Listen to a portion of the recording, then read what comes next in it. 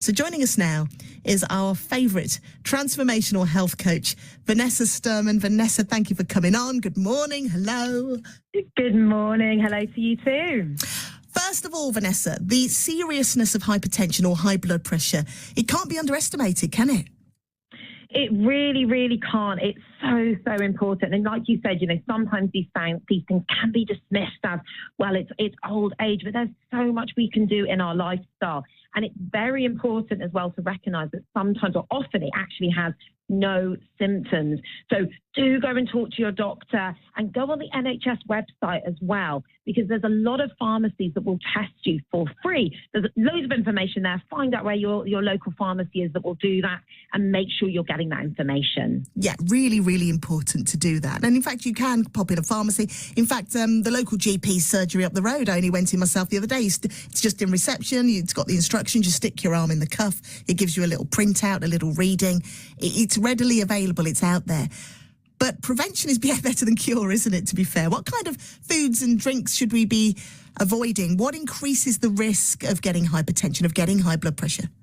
Yes, and just to go to your point on prevention being better than cure, absolutely 100%. But even if you have high blood pressure, these will also be changes that you can make to help lower it, but you must also work with your doctor on that as well. But lots and lots of things that we can do. So first of all, we do want to be cutting down on foods that are high in salt or sodium. So that's a lot of ultra-processed foods, processed meats, for example, but also really cutting down on foods that are high in saturated fat. That's also going to be very much things like our red meats, our butter. Again, a lot of ultra-processed foods, not necessarily all of them. We can have them in moderation, but ideally we want to be eating lots of plant-based whole foods. That's what we want to be eating, lots of fibre-filled foods that actually protect our heart and our arteries.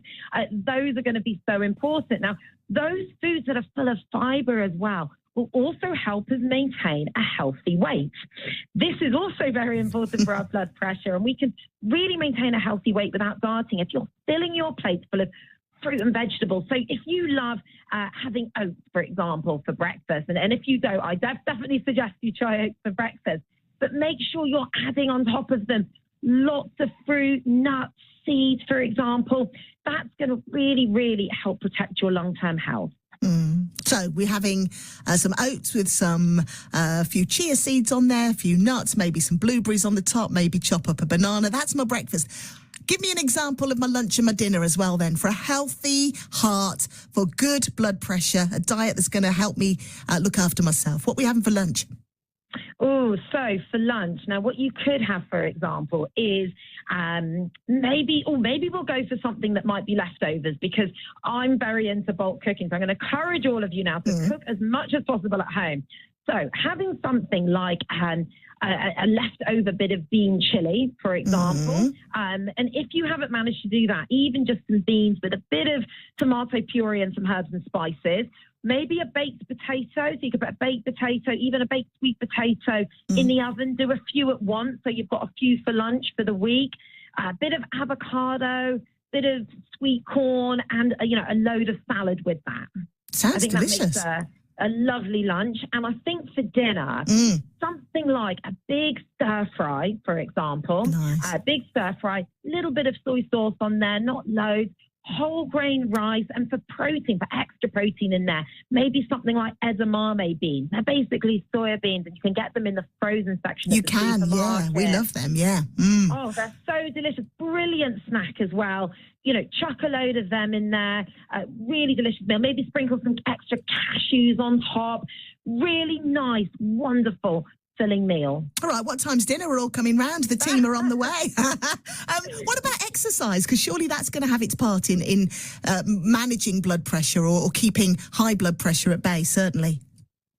Exercise is really, really important, and that's very important for preventing all sorts of conditions as well. And we are just not moving enough. So I'm going to encourage everyone to get moving. But if you're thinking, goodness, I don't want to join a gym, don't worry about it. People really underestimate even just getting out for a few sets of 10-minute walks a day. So even before you start work in the morning, get out for 10 minutes. A lot of people are still working from home as well, so you may not be walking to a station or something like that. Get out for a little walk for 10 minutes, get out for a walk at lunchtime, a walk in the evening, brilliant for mental health as well. And, do check out YouTube. Also, there are people struggling in cost of living. YouTube is free and there's all sorts of wonderful videos on there, especially when it's colder and darker. There's walking videos, there's gentle workouts. You can find workouts that also fit your age and stage of life, and they don't have to be an hour. Some of them are just 5 minutes that you can build in here and there. Totally that thing. We'll take that advice into our weekend because it's valuable advice and it just shows that we can all do something to make a difference. Thank you so much, Vanessa.